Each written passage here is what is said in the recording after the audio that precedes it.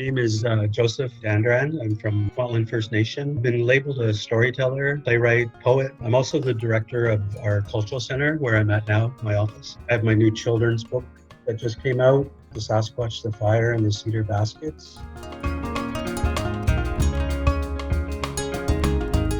I was an alcoholic by the age of 19. I was a drug addict by 26, and then I kind of woke up, and then I went to college. I wanted to be an actor. I went to Ottawa Youth Theatre School, but my third year acting coach told me I should be doing something else. I just wasn't devoted to the craft. I took a creative writing course, and my first short story just kind of like how I do readings now, when you know there's silence at the end of it, you know you have them. And that's kind of what happened in my class when I read this short story. That was like 30 years ago. Writing kind of opened doors, symbolically kind of thing, and it's been opening doors ever since.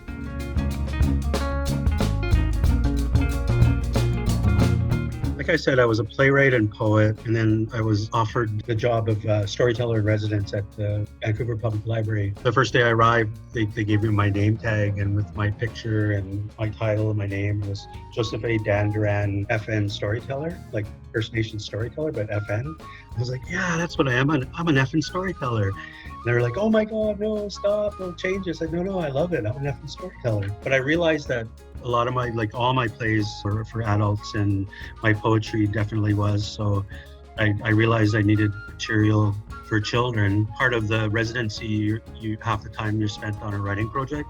So the writing project I worked on was a manuscript of short stories for children. I've always written about Sasquatches. I find them just amazing creatures and myths. I just imagine them almost being like us. They're like just a young family who the mother is a master cedar basket weaver, and she leaves a cedar basket by cedar trees in the thousands, and they gather rainwater. And then a great forest fire comes, and the man, Sasquatch, fights the fire with all the baskets of water. That story came out of that process. Yeah, that's where it came from.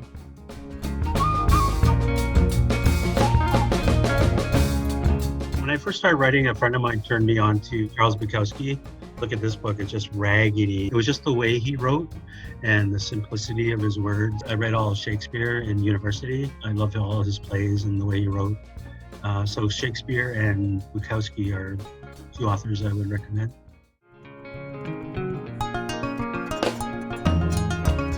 Right now, it's right here where I am now in my office. I get up at 5 a.m. every day, and I drive to town and get a coffee, and then I'll come here and sit down and go to Spotify, and I rock the tunes. But for me, always a space where I feel safe.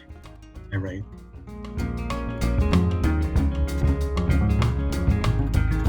When I first started writing, I would collect about 20 or 25 poems that I thought were really good, and I would print a chapbook. And then when I would go to readings and open mics, I would always have something to give away. And then once those are all gone, like 100 are gone, you do the next one and the next one. I think that's why publishers don't like me that much, because I give my books away all the time. I self-produced probably my first 3 books, and then was finally published.